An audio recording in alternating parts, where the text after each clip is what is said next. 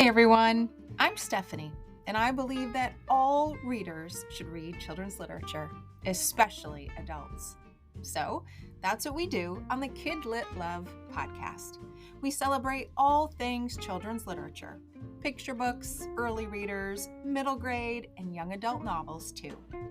Whether you're an adult reading to your inner child or connecting the young readers in your lives with fantastic books, you've come to the right place. Each week, we'll talk to a different children's literature author and discuss their books, their hopes and dreams for readers, their writing process, and much, much more. So, grab a notebook to build your TBR, and let's get to today's episode of KidLit Love.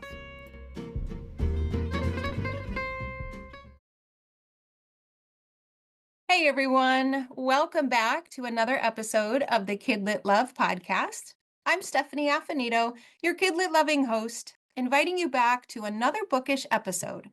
But rather than talk with a children's literature author today, in this bonus episode, we're talking with two people who are championing for KidLit. Sabrina Baeta and Tasslyn Magnusson are here today from PEN America, an organization that stands at the intersection of literature and human rights and recognizes the power of the word to transform the world, something we wholeheartedly believe and embrace here on this podcast. We're talking about the power of books, the power of writing and choosing those books, and the consequences that can happen when that choice is taken away. It's going to be a good one, listeners, for all of our book lovers here. So let's get right to it. Sabrina, Tasslyn, welcome to KidLit Love. I am so excited you're here today. Yeah, excited to be here. And this may be the first time where both of our names were said correctly together. Yay! That gives me great pride. After a great start. Yeah. Well, ever since we put this episode on the calendar, I have so been looking forward to it.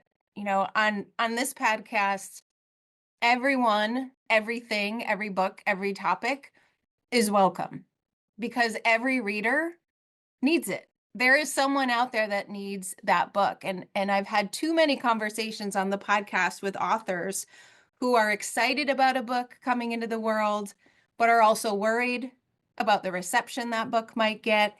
I've talked with authors whose books have been banned in particular locations, and it breaks my bookish heart to know that someone brave enough to put the word on the page for others to benefit from isn't getting that story heard, and that reader isn't getting the chance to be changed by it. So when I had the opportunity to talk to you both, I jumped as quickly as I could to put it on the calendar. So thank you both for taking time out to be on the podcast today. Yeah, no, and for us, researching book bans and being as immersed and as we are, it's always a joy to be able to talk about the wonderful aspects of books, to talk about our love for KidLit Love.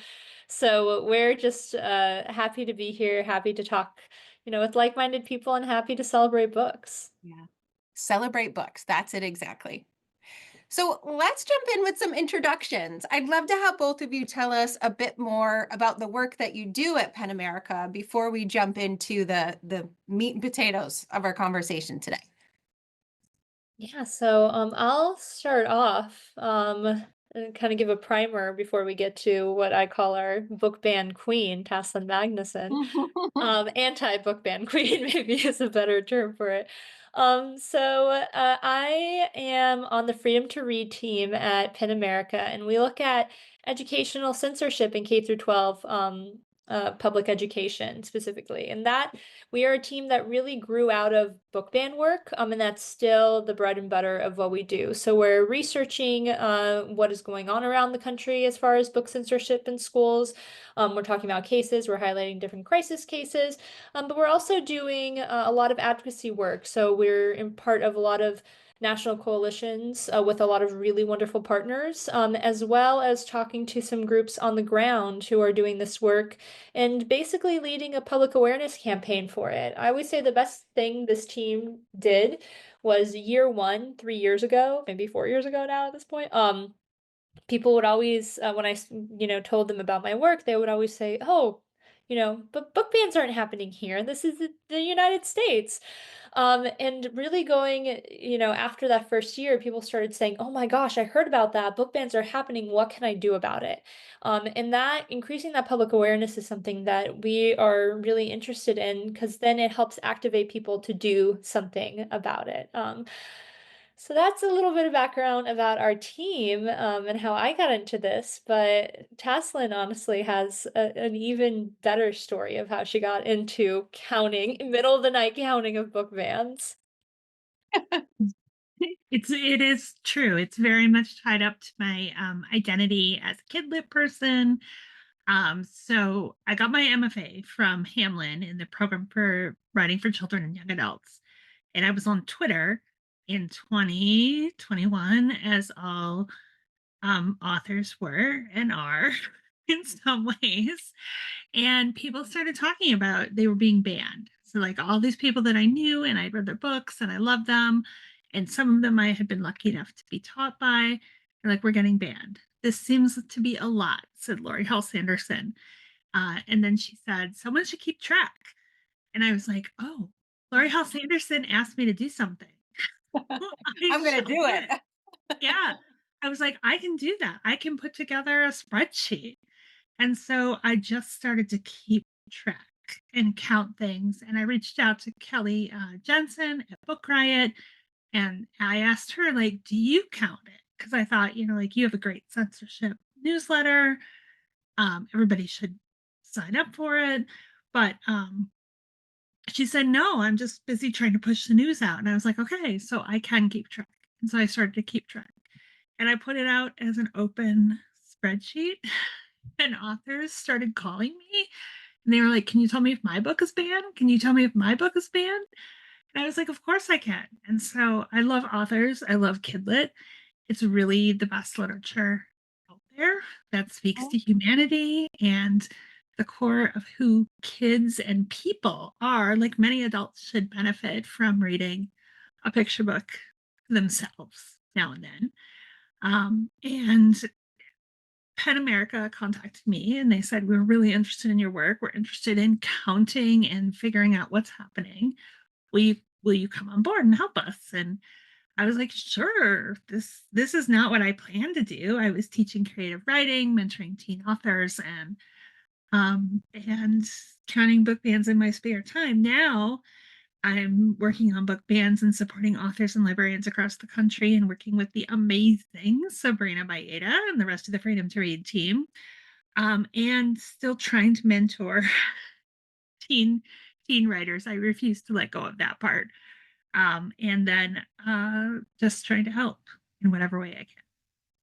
Yeah, and it really, this started for me when I got hired onto Penn. It started with a 3-month contract because we thought we were just going to count them, cut And out be a done. report, and be done. Because in a way we started with this in the same attitude that I described before, where we're like, book bans don't happen here. Like this isn't happening in this country. And the fact that we have so much job security is makes me so sad. Like the day that I'm out of a job is going to be such a wonderful day because it means that all shelves are open and they are diverse collections that represent everybody and that people value these topics and these identities that are represented. So um, being on a podcast like this one, Stephanie, is just really wonderful to be able to speak to that aspect of it, even in the midst of what is a really bad crisis of book banning. And I'm glad, Tasslyn, you mentioned, the role of adults in children's literature, which is something that this whole podcast was built on. I believe, to my very core as well, that everyone needs to read children's literature. Every adult still has an inner child inside them, and I feel like there's just a special kind of magic in those books that, yes, is magical in those formative childhood years, but it is still just as magical as an adult to go back to that period of time in your life, whether it's a picture book, whether it's middle grade.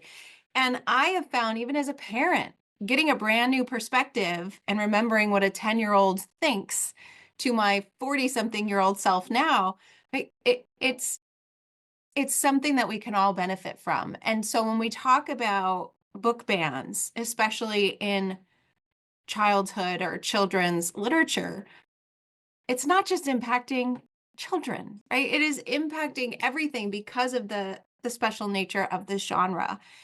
I would love to know what you found in your middle of the night work, and Sabrina, what you have found.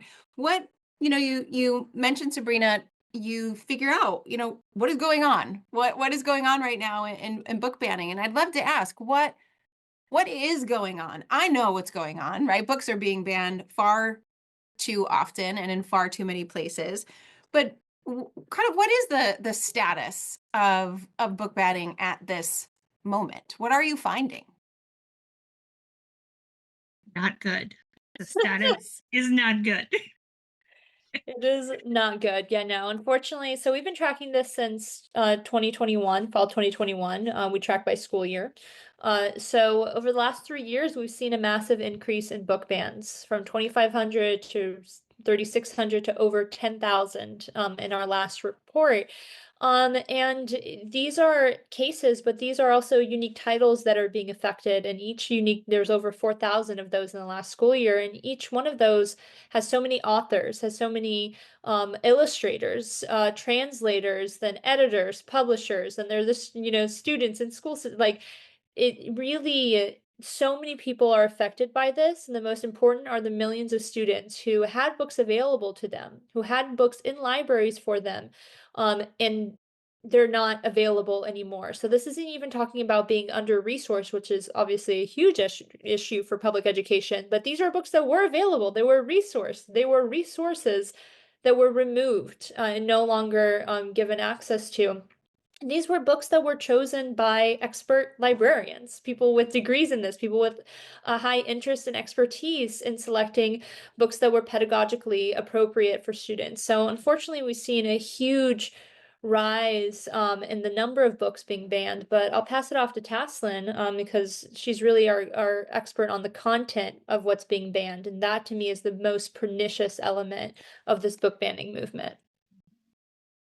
Yeah, very early on, I started to say both to John Friedman, who is my first pen connection, and then with Sabrina and John, and I would say these are people that I know. These are all children's books.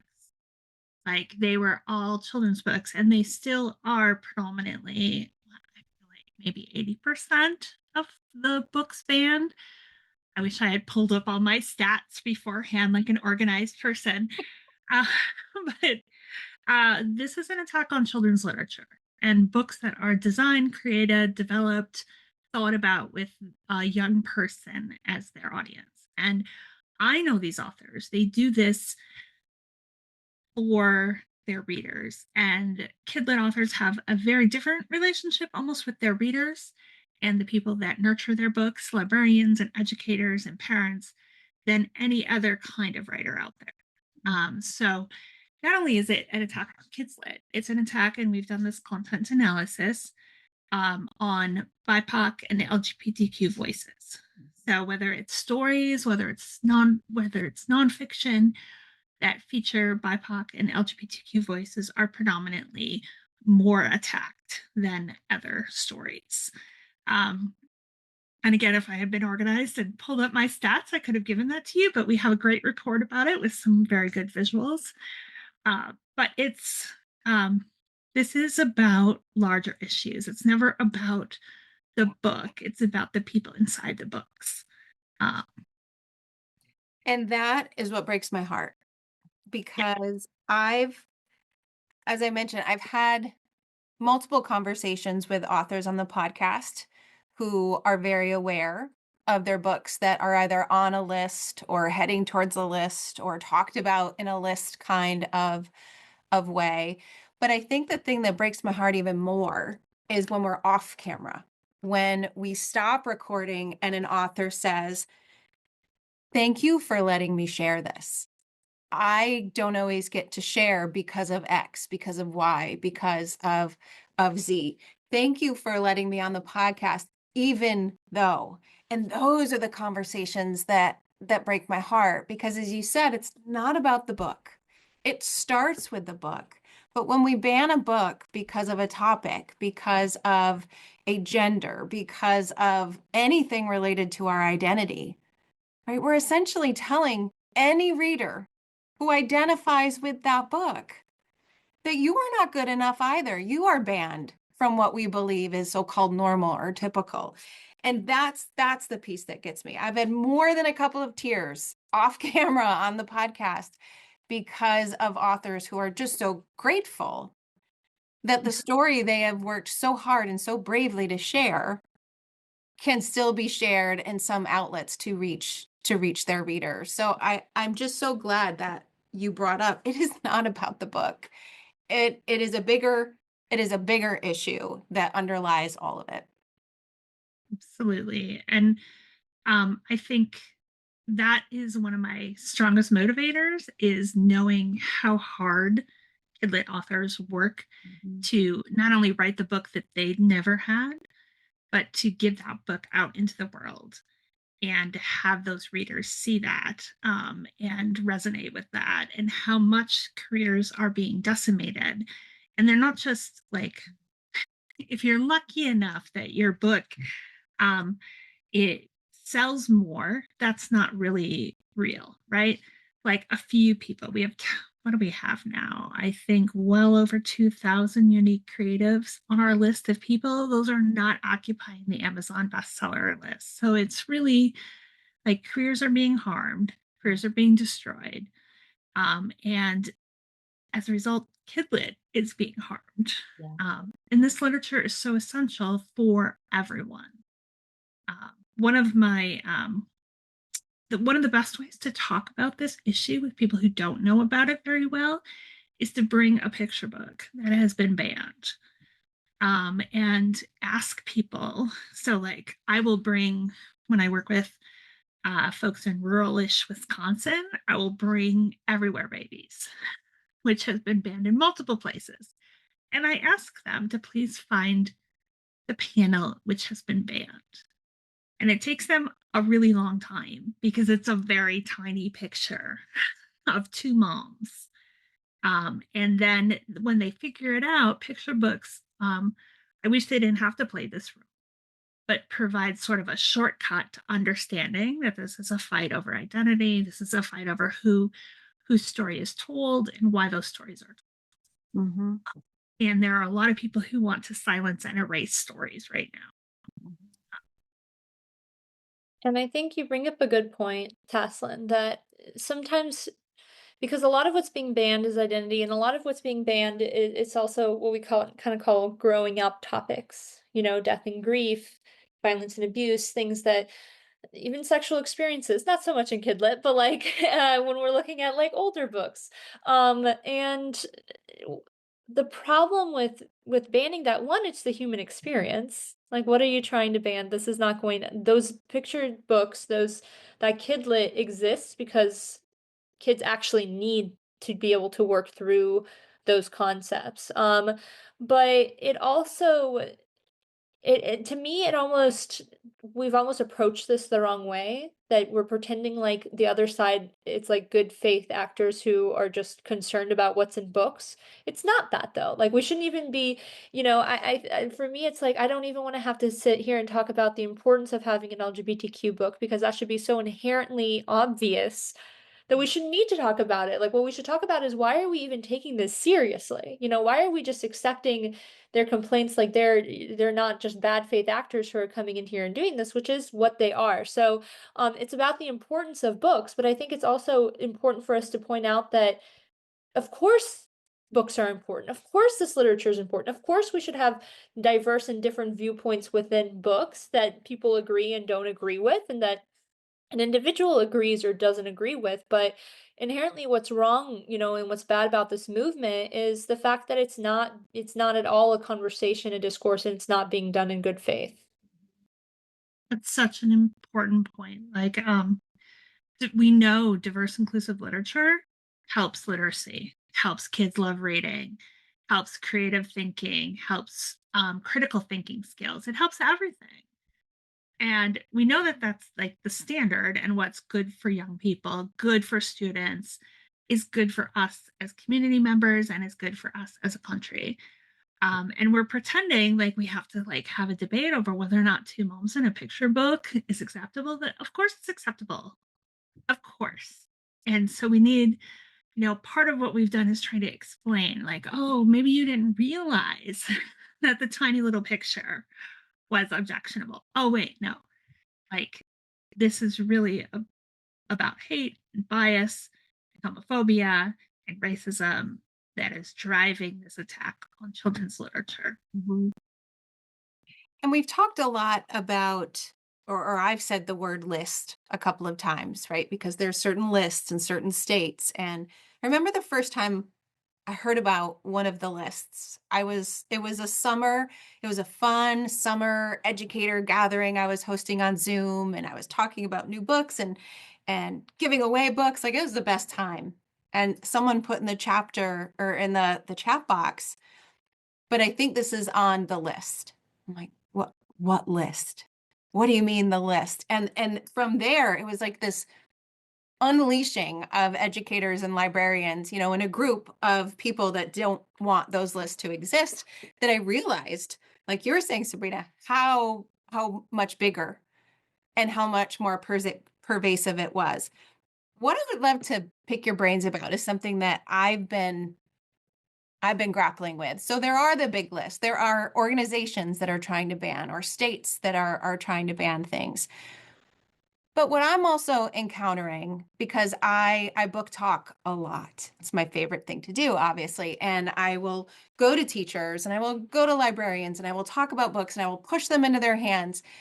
And I'm thinking of one instance where I knew this teacher was going to love this one particular book. And I happily stood in the grocery store and told her all about it. Like, oh my gosh, I'll give you my copy. You're going to love it because I just know you and I know the book. And she bought it instantly, on her phone. But when I saw her the next time, I said, what did you think? What did your kids think? And she goes, oh, it was nice, but I'm not going to put it in my library. And I went, what? Why? She goes, well, I'm just not sure about the content. I'm just not sure about, what parents might say if their child read it. And I'm racking my brain. And I don't want to say the name of the book, but I'm racking my brain going, what is in this book? What is in this book? I don't know what is in the book. There was a very slight mention. One of the supporting characters was coming out as a gay man, as a young gay man. It was maybe 4 lines in the book, and for her, completely overshadowed the incredible things he did for these characters that literally brought their life meaning and joy. And I remember just wanting to drop my basket and push my cart away and go, what has just happened? And so I'm finding, yes, there are the list, but what bothers me more is I'm seeing it in some of these conversations that I have when I get to visit places and visit schools. And sometimes I know them and sometimes I don't, because I get to go to a lot of places. And I'm just a little disheartened at the different levels of banning, because you may not be a state level, you may not be an organization, but if you're a teacher who's wondering, who's questioning, right, you're a gatekeeper too. And so I feel like this idea of book banning, and as you're saying, it's not really about the books. There's so many levels to it that sometimes I wonder, where do we begin? Where do we start? And I'd love to pose that to you both of, what do you do?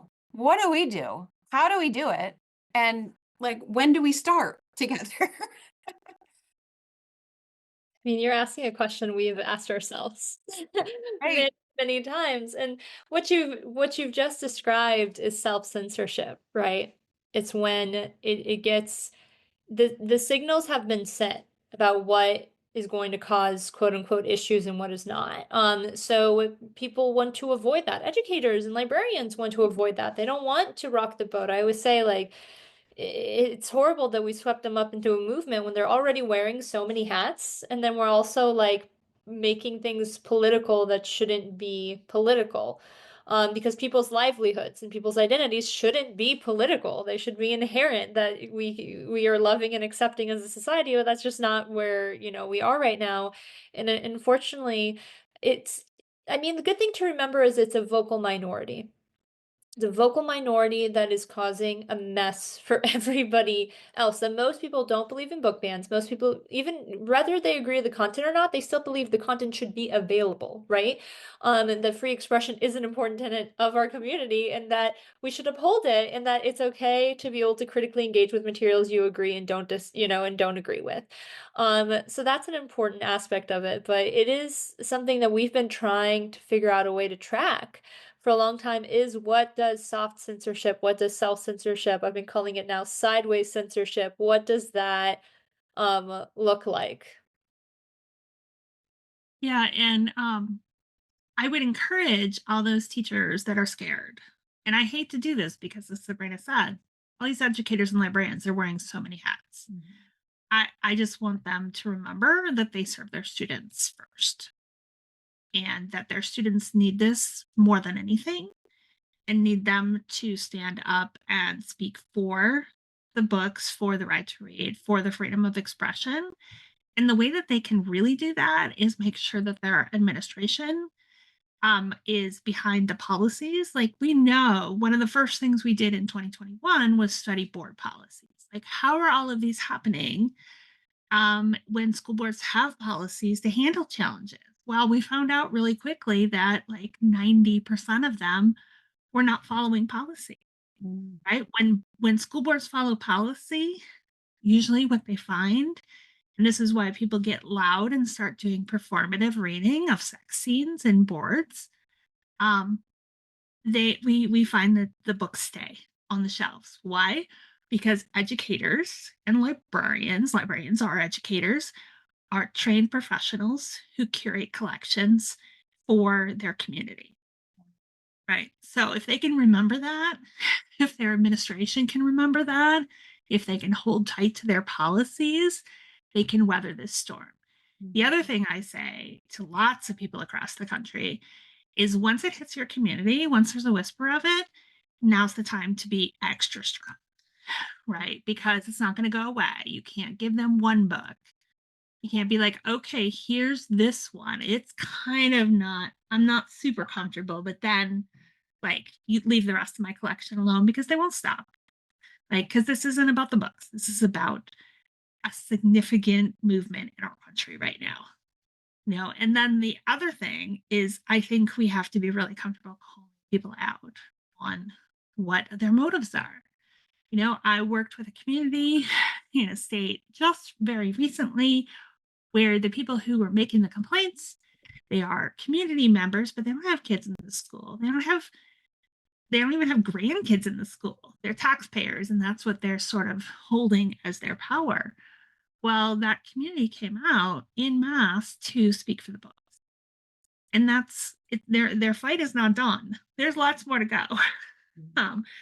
And they spoke for the books, and it was powerful. And you need to do that, and you need to keep doing that.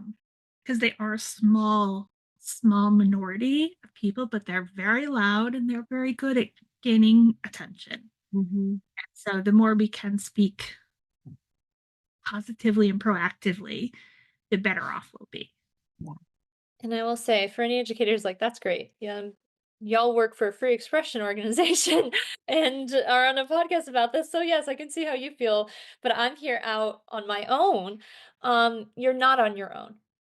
That is what we're here to do. There's somebody whose job, us, is to protect you, protect free expression, and to protect the books. So don't be afraid. It is, you can't do this alone. That is actually how they've been so successful. The book banners is making people feel isolated, making people feel alone, making them feel crazy if they don't just remove one book. So I would say, get local, find your community members who are going to be able to support you, but also don't be afraid to reach out to national people like PEN America, American Library Association, National Coalition Against Censorship, every library. These are groups that we are tasked with being able to help. But we don't, we don't know what we don't know, and we can't help where we don't know if we're being called. So please, reach out to your own local people, but know that it seems easier in the moment to just remove the book, to just not buy the book in the first place, to cancel the author visit.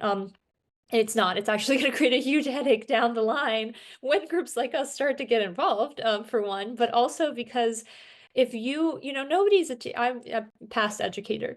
We don't, I never did it for the fame or the fortune. I did it because I truly believed in what I was doing and educating students and creating a brighter, more vibrant future for them. And when you take these books away, you're actually going against kind of the one creed that you agreed to in doing this, and that's going to feel wrong to you, and it's going to wear on you as well. So even if it's like easier in the moment to say, okay, I'm just going to remove this, it of course internally is going to start wearing on you that you're not being able to follow the entire reason and your fulfillment in this job.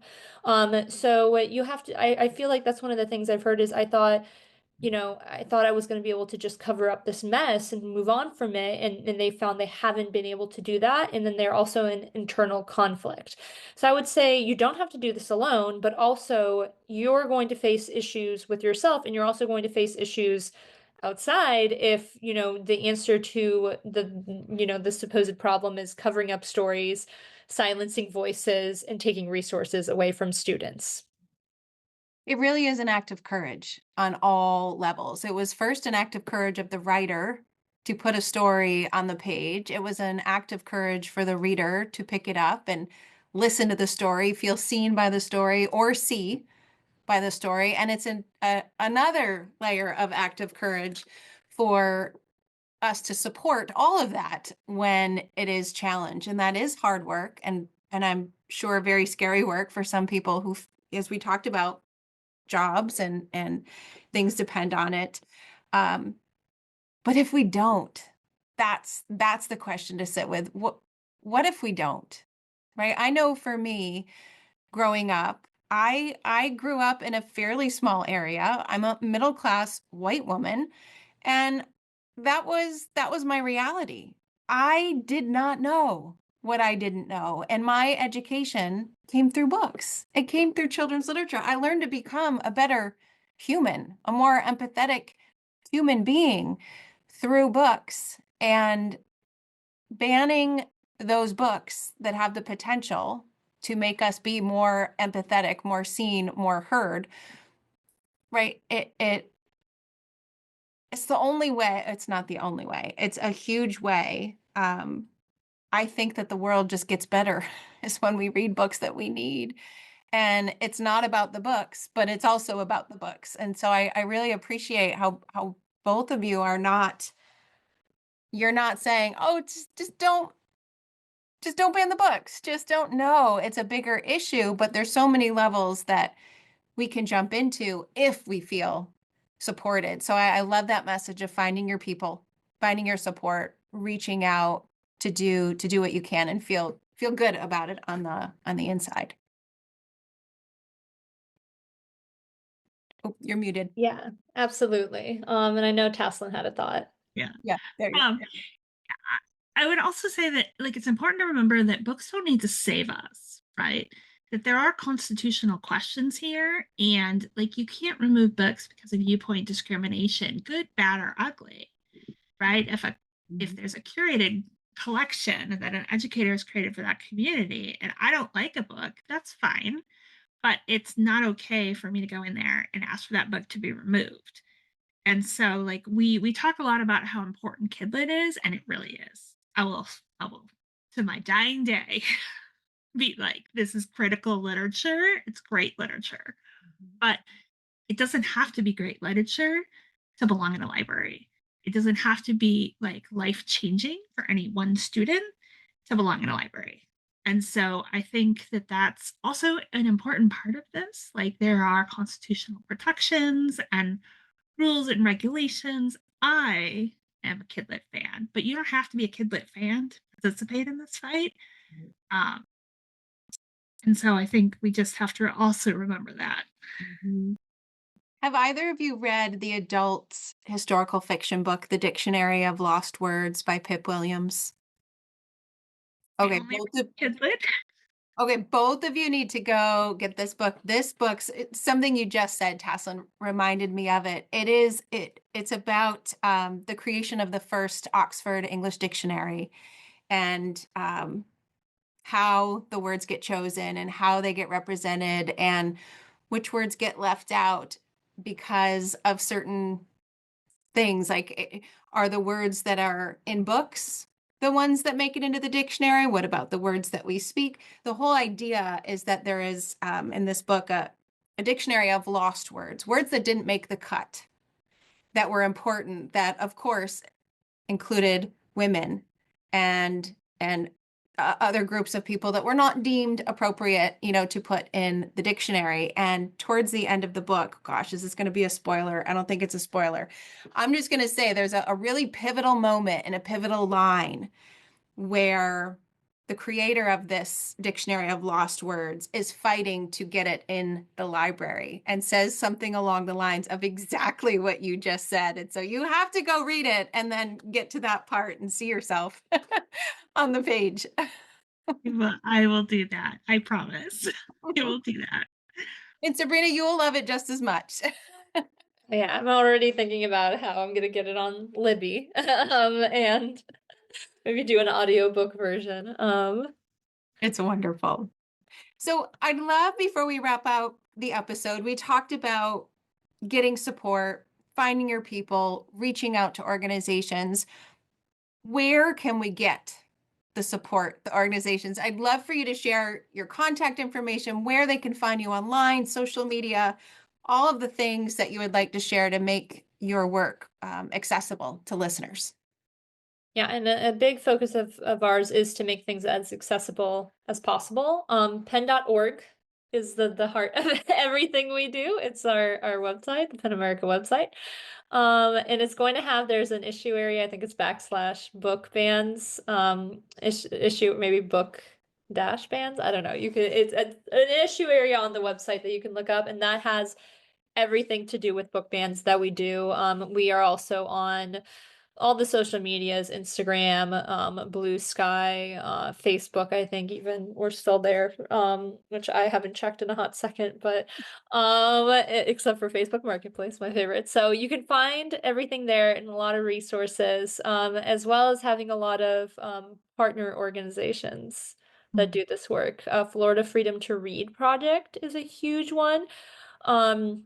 At the more local level, as well as Texas Freedom to Read Project, but also other organizations, particularly I'm going to shout out another organization Tasslyn works with. Every library has a ton of great resources. And I'll say it again, every library has a ton of good resources online for people to look at.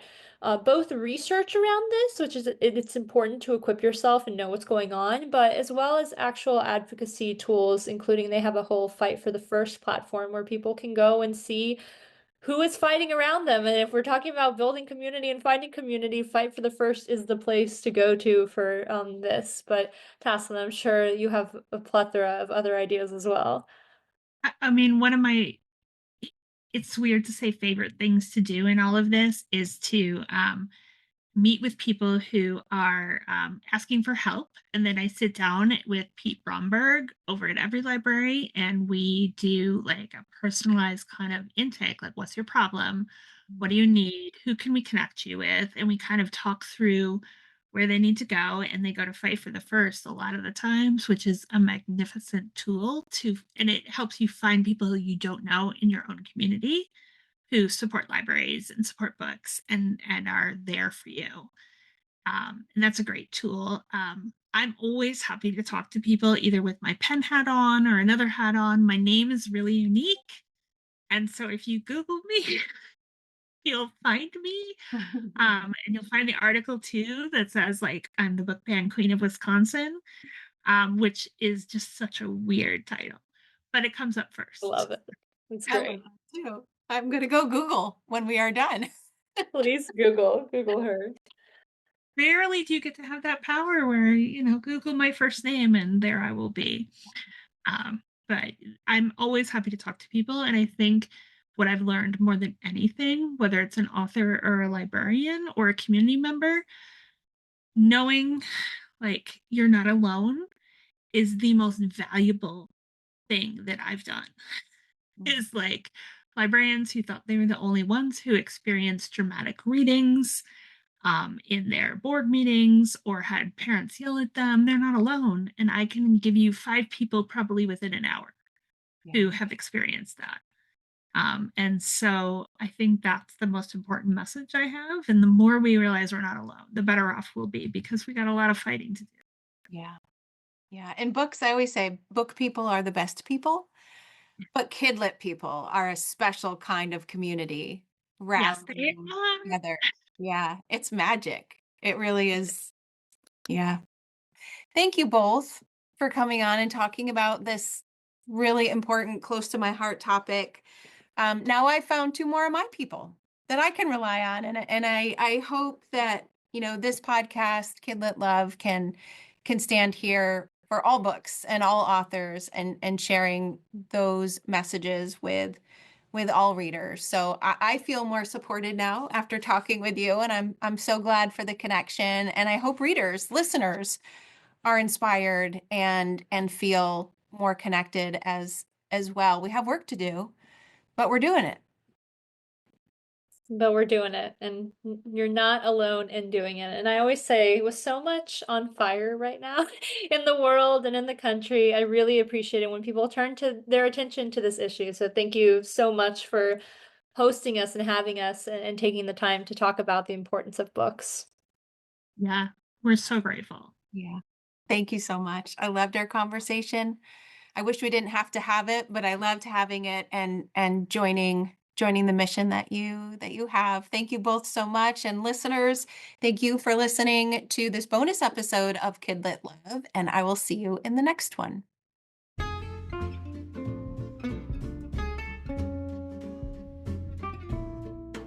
Thanks for listening to today's episode of the KidLit Love podcast. You'll find links to all the books, resources, and ideas mentioned in the show notes at alitlife.com. And if you want more, you might like to listen to my other podcast called Get Literate. It's a podcast that explores all things books and reading, notebooks and writing, and everything in between to build a life you love. One more thing. If you love what you listened to today, please take a moment to rate and review the podcast, or take a screenshot of the episode and text it to a bookish friend. This helps the podcast grow and builds our bookish community of KidLit Love. Thanks for listening.